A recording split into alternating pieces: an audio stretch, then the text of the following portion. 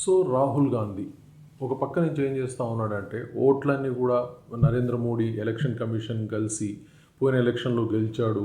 So ఇప్పుడు కూడా మళ్ళీ బీహార్లో అదే ప్రయత్నం జరుగుతూ ఉంది.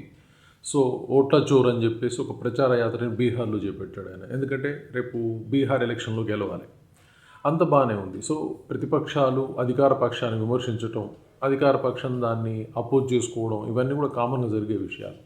కానీ భారతదేశ రాజకీయాలు ఎలా తయారైపోయినాయంటే ఓ విమర్శ అనేది హద్దుబద్దు లేకుండా తయారైంది. చాలా నీచంగా పడిపోయింది. ఈరోజు రాహుల్ గాంధీ సభలో కూడా ఒక చిన్నపిల్లగాడట మోడీ మదర్ని, అలాగే మోడీకి సంబంధించిన వ్యక్తిగతంగా చాలా అబ్యూజ్ చేశాడు. అంటే చాలా అసభ్యకరమైన పదజాలాన్ని వాడుతూ వాళ్ళ కుటుంబ సభ్యులని దూషించినప్పుడు మరి ఎవరైనా అడ్డుకున్నారా అంటే ఎవరు అడ్డుకోలే. అక్కడ ఒక నాయకుడు, లోకల్ నాయకుడిని అడిగితే ఏమంటాడంటే నేను చూడలేదు, వినలేదు, కానీ అక్కడ ఉన్న వాళ్ళు అది గుంజుకొని వాడిని స్లాబ్ చేశారు, అంటే చెంప మీద కొట్టారు, అది చేశారు, మాకు తెలియదు, దానికి క్షమాపణ తెలుపుతున్నాను లోకల్ నాయకుడు అంటున్నాడు.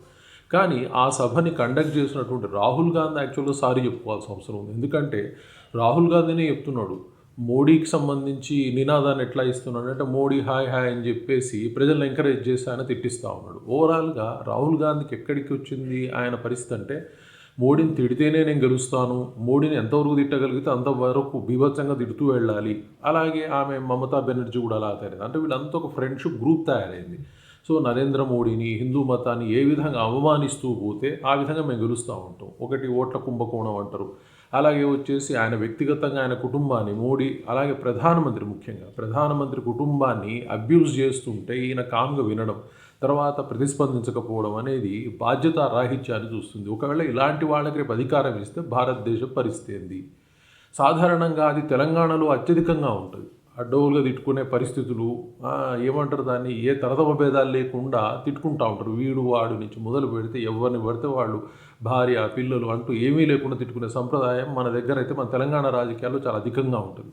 ఇప్పుడు అక్కడి నుంచి ఎక్కడికి వచ్చేసిందంటే నెమ్మదిగా బాగుతూ జాతీయ రాజకీయాలకు వచ్చేసింది. సో ఎవరు అని వదులుకోరు. ఇప్పుడు ఒక నాయకుడు ఉంటే ఆ నాయకుడిని తిట్టాలనుకున్నప్పుడు అతను చేసిన పథకాలను తిట్టండి, అతను చేసినటువంటి అభివృద్ధి చెయ్యని పనులను తిట్టండి, అలాగే వచ్చేసి అతను చేసిన ద్రోహాలను రాష్ట్రానికి కావచ్చు, దేశానికి కావచ్చు విమర్శించవచ్చు, తప్పు కాదు. కానీ వ్యక్తిగతంగా దూషించడం, వాళ్ళకున్న హ్యాబిట్స్ని విమర్శించడం, ఆ హ్యాబిట్స్ ఏం లేదో చూసి వచ్చినట్టుగా ఫామ్ హౌస్లో పండుకుంటారు, అక్కడ పండుకుంటారు, ఇవన్నీ చెప్పడం, ఇవన్నీ ఎలా ఉంటాయంటే చాలా అసహ్యంగా ఉంటే ప్రజలు కూడా దాన్ని చాలా సీరియస్గా ట్రీట్ చేస్తారు తప్ప ఎవరు ఎంజాయ్ చేయరు. సో అనునయులు ఎంజాయ్ చేస్తారేమో కానీ సాధారణ ప్రజలకు అసహ్యంగా అనిపిస్తుంది. ఎందుకంటే సిద్ధాంతం లేని విమర్శలని ఎవరు వినడానికి ఇష్టపడరు. కానీ ఈరోజు జాతీయ రాజకీయాల్లో రాహుల్ గాంధీ కూడా మన దగ్గర తిట్టుకునే అటువంటి ఈ ఫామ్ హౌస్ రాజకీయాలని, లేదా వాడు వీడు అనే సంప్రదాయాలకు వచ్చి ఆఖరి ప్రధానమంత్రిని బూతులు తిడుతుంటే ఎంజాయ్ చేసే స్థాయికి కాంగ్రెస్ పార్టీ పడిపోయింది జాతీయ స్థాయిలో. దానికి రాహుల్ గాంధీ యాక్చువల్గా క్షమాపణ చెప్పుకోవాలి. కానీ చెబుతున్నాడా అంటే అదేం లేదు, ఆయన అసలు దాన్ని స్పందించడం లేదు.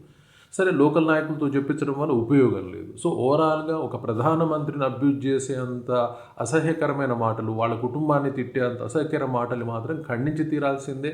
అది ఎవరన్నా కావచ్చు, అది ప్రతిపక్ష నాయకుడా, లేదా అధికార పక్ష నాయకుడా, లేదా చిన్న నాయకుడా, పెద్ద నాయకుడా, ఎవ్వరు కూడా వాళ్ళ కుటుంబాల జోలికి పోకూడదు, వాళ్ళని వ్యక్తిగతంగా విమర్శించకూడదు. ఏదున్నా రాజకీయ పరంగా విమర్శించడం మీకు చేతనైతే అప్పుడు మీరు నాయకులకు ఎదుగుతారు. కానీ వ్యక్తిగతంగా వెళ్ళి విమర్శించి మేము నాయకులం అవ్వాలనుకుంటే రేపు కొంతకాలం నిలబడతారేమో కానీ ఆ తర్వాత కనుమరుగయ్యే పరిస్థితి వస్తుంది, అధపాతాళానికి వెళ్ళే పరిస్థితి వస్తుంది.